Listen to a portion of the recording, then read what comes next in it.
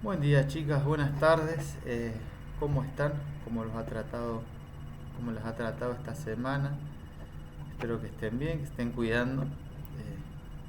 Los que tengan que salir a trabajar y los que nos podemos quedar en casa. Este, bueno, les cuento que para esta semana, ¿sí? Cuando me senté a preparar las actividades para proponerles, eh, decidí avanzar en el contenido del seminario. Seguimos dentro del eje 1, ¿verdad? Todavía no lo terminamos, pero ya nos acercamos al final. El desafío para esta semana es poder justamente trabajar ya no esto de la pedagogía de Dios en el Antiguo Testamento, con la imagen del pastoreo, ya no con la pedagogía de Jesús, y se acuerdan el texto de los discípulos de Maús que trabajamos para descubrir el método, los pasos que Jesús usaba, y después nos intentamos introducir en la pedagogía de la iglesia y jugamos con esto de la pedagogía de la iglesia primitiva y la pedagogía de la iglesia imperial después del año 313, cuando el cristianismo pasó a ser la religión oficial del imperio. Haciendo esa distinción, se acuerdan que yo les proponía una vuelta a la primera pedagogía, la pedagogía del carisma que le decíamos. La propuesta para esta semana es trabajar, y en palabras de la planificación, los desafíos del anuncio de la fe en el mundo de hoy, reconfiguraciones actuales en el vínculo con lo sagrado, ¿sí? Así dice la planificación. A principio de año, cuando me sentaba a escribirla, bueno, tenía su lógica, ¿no? Antiguo Testamento, Jesús, la iglesia hoy, ¿no? Y cuando vimos el carisma, se acuerdan que yo le dije que el Papa nos estaba invitando a volver a esta propuesta de la pedagogía de la iglesia primitiva. Cuando decimos estos desafíos de la evangelización hoy, las reconfiguraciones en el grupo consagrado, generalmente en la iglesia ya es medio cliché este tema. Si yo vi una conferencia y me dicen que este tema, seguro que voy a otro lado, porque es como, otra vez. Y tiene que ver con esto, ¿no? Es un tema que se instaló en discusión a partir del año 2000, más o menos, un poco antes quizás, y tiene que ver con estas nuevas posturas, que en realidad no son nuevas, ante lo sagrado, puede ser como la indiferencia o el ateísmo o otras propuestas religiosas, ¿no? Hay unas propuestas que tienen que ver con la energía, con la gnosis, con el cosmos, de otras religiones que se han ido descubriendo, hindú, por ejemplo, los brahmanes. No me voy a meter en el budismo, porque el budismo lo puede practicar un cristiano también, porque no tienen una deidad, ¿sí? Eh, entonces, bueno, ¿cuáles son los desafíos de estas nuevas maneras de entender lo religioso? Pero, ¿por qué esto es un desafío? ¿Por qué esto es un planteo nuevo? ¿A partir de qué surgió esto después del 2000? No, en realidad no. Pero la iglesia se bajó del pony, diríamos, vulgarmente hablando, ¿sí? Eh, Ahora, podemos adentrarnos en estos desafíos, pero cuando releía la planificación esta semana para hacer la propuesta, digo, desafíos para la evangelización en el mundo de hoy. Dije, Chan, pandemia, aislamiento social, virtualidad. Digo, cuando lo planifiqué a principio de año, yo quería decir todo esto que les expliqué, ¿no? Pero me queda como sin sabor, digo, la situación actual es esta. Entonces vamos a los bifes, digamos, vamos a esto. Esto es lo que hoy nos toca.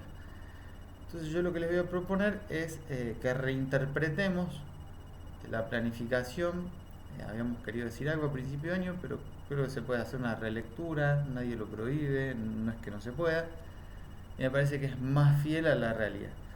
Entonces vamos a trabajar con los desafíos que nos trae para la transmisión del Evangelio con los niños en esta situación de aislamiento y de no escuela, eh, o sí escuela, pero desde la casa, ¿verdad? Yo trabajo en un colegio en todos los niveles, en los 3 niveles, y es un desafío fuerte. Semana pasada me reuní 3 veces con las maestras de nivel inicial y esta semana me vuelvo a reunir con las de nivel primario esta vez para ver cómo podemos hacer para que no sea una sobrecarga para las familias, para que no sea algo tedioso, para que el mensaje llegue. Ese es el desafío que les quiero proponer. Porque, bueno, no sabemos cuánto va a durar esta pandemia. A ustedes les falta todavía 4.º año, no esperemos volver a las escuelas antes. Pero bueno, lo cierto es que uno no sabe y, bueno, es lo que la coyuntura nos ofrece para capacitarnos también, ¿no? Los docentes hemos salido sin demora a ofrecer educación a través de la virtualidad. Muchos sin capacitarse, mucha gente grande que hasta le cuesta el manejo de la computadora. Pero bueno, sistema educativo ahí nomás y en muy poquititos días, sobre todo las escuelas privadas ahí nomás. Aula virtual, clases, mandar actividades, videoconferencias de consultas para encontrarse con papá, con mamá, con algún hermano mayor, mediando con los niños. Bueno, ese es el desafío hoy, ¿sí? Para no descolgarnos del todo de la planificación, yo les voy a hacer como una síntesis, una propuesta de esto, ¿no? De las reconfiguraciones actuales y el desafío de la evangelización, ¿no? Y de dónde nace este planteo. Pero después nos vamos a centrar sobre todo en esto otro, ¿sí? Como les decía, ¿no? Esto ya es como un tema cliché, ¿no?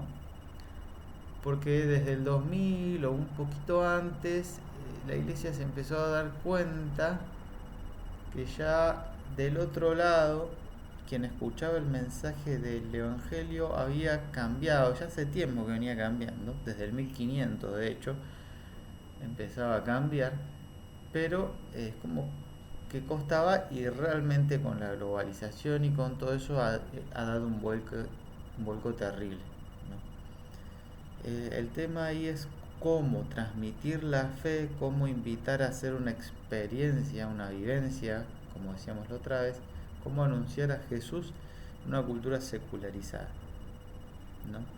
Una cultura secularizada donde la iglesia perdió la hegemonía. Ya la ley 1420 planteaba una educación laica, estamos hablando de hace mucho tiempo, ¿no? Pero bueno, la iglesia reconoce su pérdida de hegemonía en lo religioso, no hace tanto, ¿sí? Entonces comenzó a aparecer este debate, sobre todo a inicios del siglo XXI. Y el Papa Juan Pablo II fue clave, ¿no?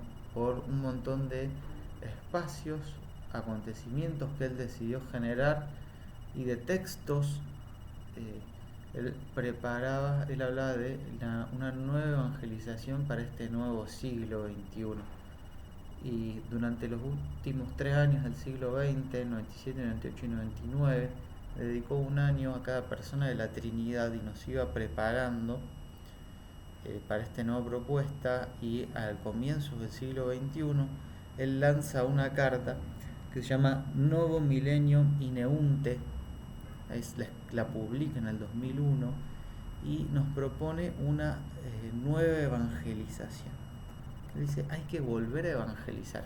Pero ¿cómo evangelizar si nuestras culturas son cristianas? Si nuestras sociedades, si el presidente jura servir al pueblo con la palabra en nombre de Dios y con la Constitución en mano. Somos cristianos, ¿cómo evangelizar? En Francia no se imaginan el revuelo que se originó con una publicación que hizo un teólogo que se titulaba Francia, tierra de misión, cuando Francia durante siglos había sido la gran misionera de América, de Asia, y ahora nosotros, no saben el revuelo que generó eso. ¿Sí? Entonces, y el Papa con mucha honestidad se anima a decir, no, gente, o sea, estamos en un escenario plural. Ya no es así. Antes, sobre todo durante la época medieval y todavía la moderna, mi abuelo incluso lo decía, uy, este cristiano, y te decía así, estaba hablando de un ser humano, de una persona, pero claro, por el hecho de ser humano, eras cristiano, porque nacías y te bautizaban, y, y era sinónimo, y nos dimos cuenta de que no, ser humano y ser cristiano no son sinónimos, pero eso sobre todo fue una apertura mental dentro de la iglesia que costó mucho tiempo, ¿no? Pero es más verdad. Lo que pasó fue que, ¿se acuerdan que habíamos dicho que la iglesia era perseguida?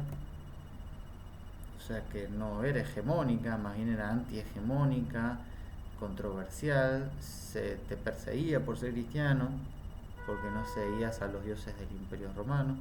Entonces, porque vos no seguías a los dioses del Imperio Romano, los dioses nos envían pestes y vos sos culpable de las pestes, entonces persecución. Y la gente odiaba a los cristianos. Por esto, porque les atribuían los males, porque seguían otro dios, entonces los dioses nos castigaban. En el 313, cuando cambia todo esto con Constantino, ¿sí? La fe cristiana se vuelve la religión oficial. Y fíjense esto, la fe cristiana, religión oficial, hay una diferencia. Pasamos a que el cristianismo, o los cristianos, mejor dicho, gozan de un cierto estatus y prestigio hasta que el emperador determina que todo ciudadano, todo miembro del imperio se haga bautizar. Y ahí pasamos de un grupo de cristianos, un grupo de personas que creían en Jesús, a un cristianismo. ¿Sí? Entonces las personas creen en Jesús, ¿no? La medida que esto va avanzando, sobre todo en la edad medieval, que cuando cae el Imperio Romano y se aparecen estos feudos, ¿no? Colegios secundarios, los señores feudales que tenían un dominio, y que el feudo más importante dentro de un conjunto era el primus inter pares, ¿no?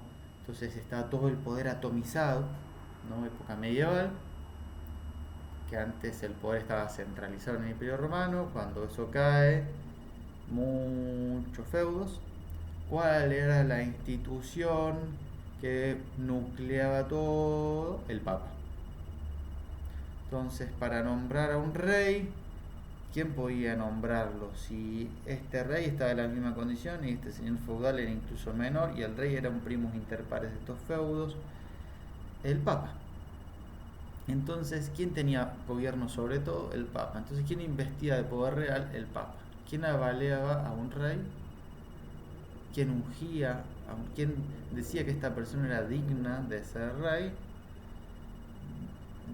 El Papa, o sea, Dios a través del Papa. O sea, el Papa goza de la potestad divina para instituir a la potestad temporal. Y así se decía, ¿no? Lo espiritual y lo temporal, ¿no? Lo divino y lo mundano. Y acá la iglesia toma mucho poder, y ya no se habla de cristianismo, sino de cristiandad, una sociedad de cristiandad, ¿no? Y el Papa tenía un poder simbólico terrible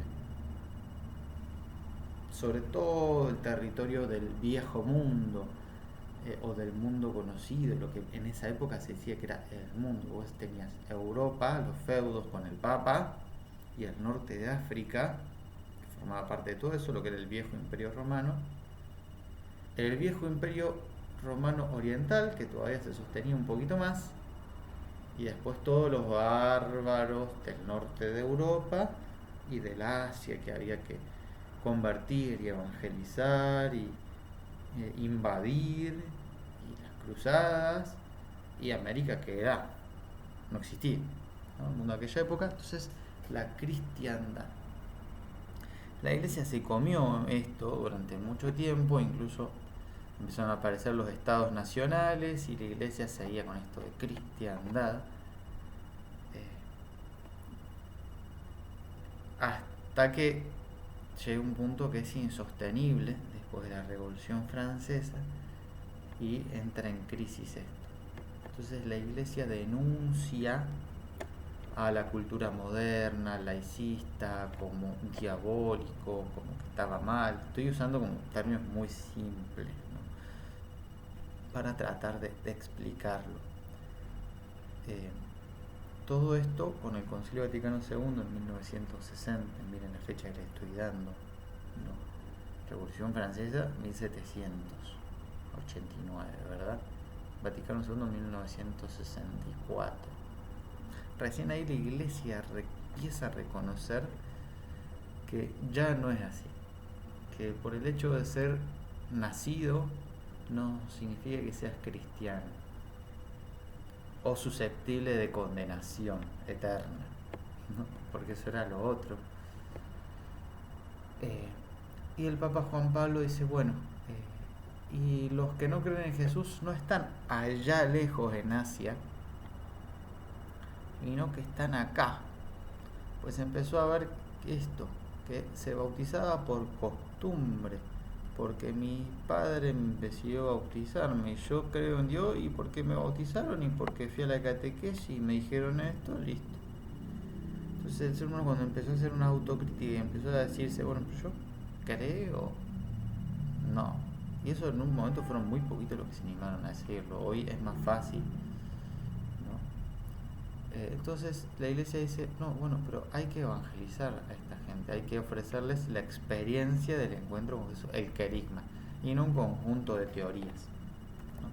Y este es el desafío a la nueva evangelización que se le dice, ¿no? Cuando uno dice el desafío a la nueva evangelización es poder ofrecerle a la persona que sabe de la fe cristiana porque fue a la catequesis, que está bautizado, está sacramentalizado, pero que no cree porque no ha hecho experiencia. Y digo, bueno, ¿cómo le ofrecemos esta experiencia a estas personas?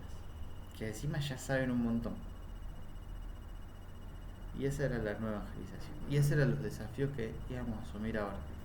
Pandemia, nos corremos del eje, ¿sí?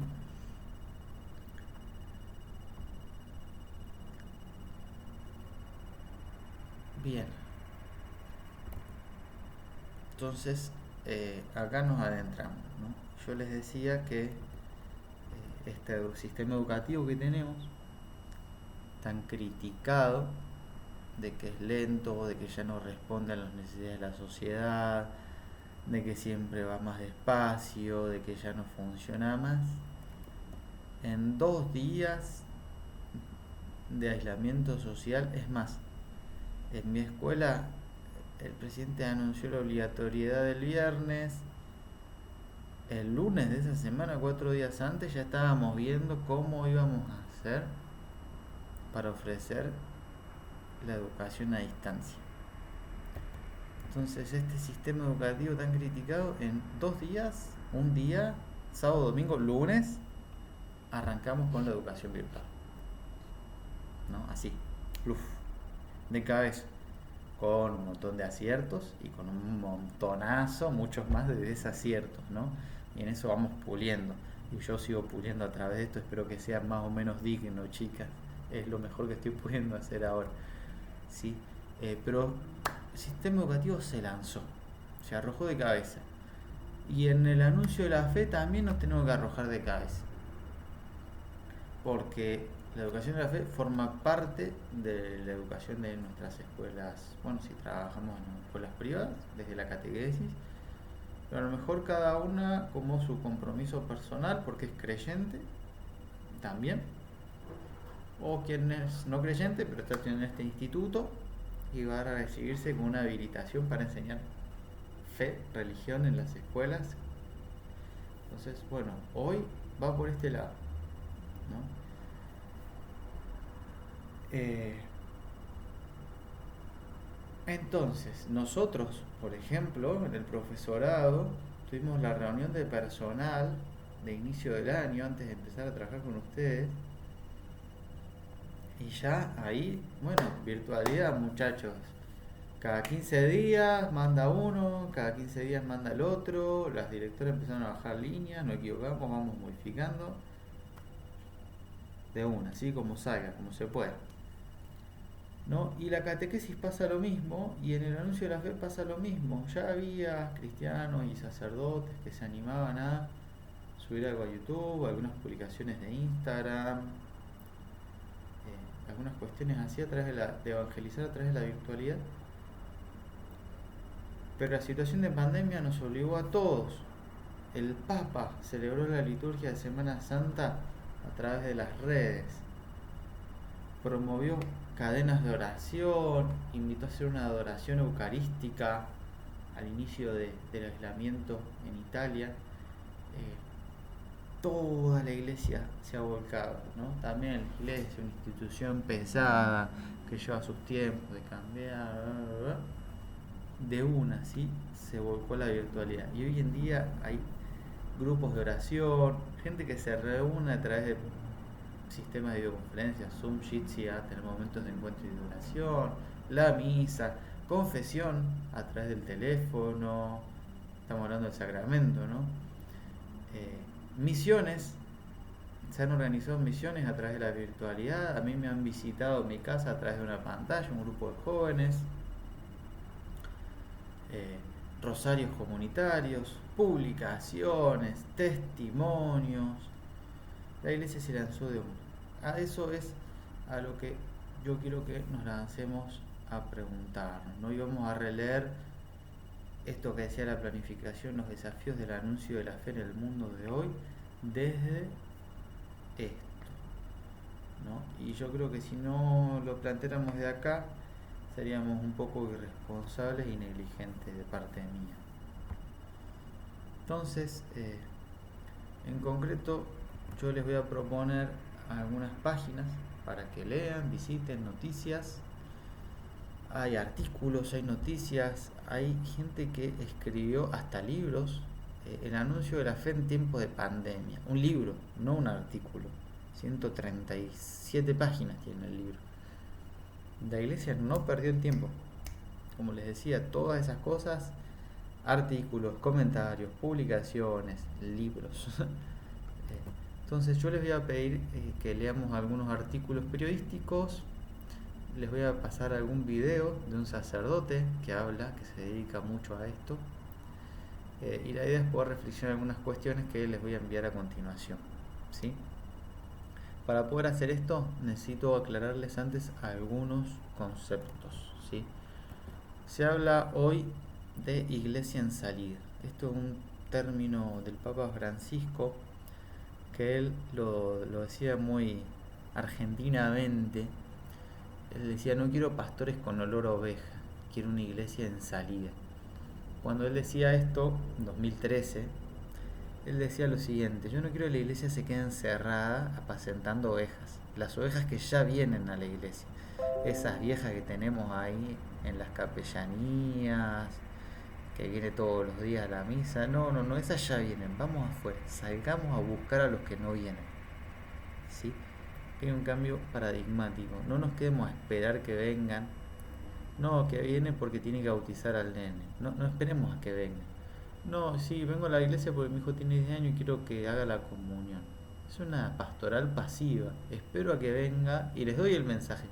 Pero después de que venga el Papa Francisco, salgan, busquen, vayan a las plazas, vayan a la esquina, vayan a la calle, vayan al kiosco. Encuéntrense con quien no cree. No esperen, porque el que ya viene, ya hay una chispa. Vayan a provocarla. Una iglesia en salida. Y esta pandemia nos ha obligado a usar la virtualidad, y con la virtualidad se abre a todos, ¿no? Una iglesia realmente en salida, ¿no? Que no nos quedemos esperando a que venga. Si yo me quedo esperando a que me manden un correo, me puedo morir y no me va a llegar ni medio, ¿no? lanzate, buscá, publicá, hace un video, manda una imagen, ¿sí? La iglesia sacramentalista es otro concepto. La iglesia sacramentalista se refiere a la iglesia que toda su actividad pastoral, toda su tarea de evangelización pasa por los sacramentos. Entonces, mi evangelización pasa por preparar para el bautismo a los que quieren anotarse. Mi evangelización pasa por preparar para la comunión y para la confesión a los que quieren recibir la Eucaristía porque sus papás, porque sus nonos los mandan. Porque estos dos jóvenes se acercan y quieren casarse. ¡Wow! Todavía hay alguien que quiere casarse, dice el cura. ¡Qué loco! Bueno, le vamos a enseñar los sacramentos. Una iglesia sacramentalista, ¿no? Que su centro de actividad pasa por la preparación a los sacramentos. Y el Papa nos dice el carisma, el centro de la actividad de la iglesia es la experiencia gozosa del encuentro con un Dios que me ama hasta dar la vida. Experiencia. ¿Sí? Otro concepto distinto es el de proselitismo. Proselitismo sería esto: yo voy a encontrarme con el otro, salgo, estoy en una actitud de salida, voy a buscar al que no cree con la intención de convencerlo de que crea. Estoy buscando adeptos. Vení, que si no te convertís, te vas a ir al infierno.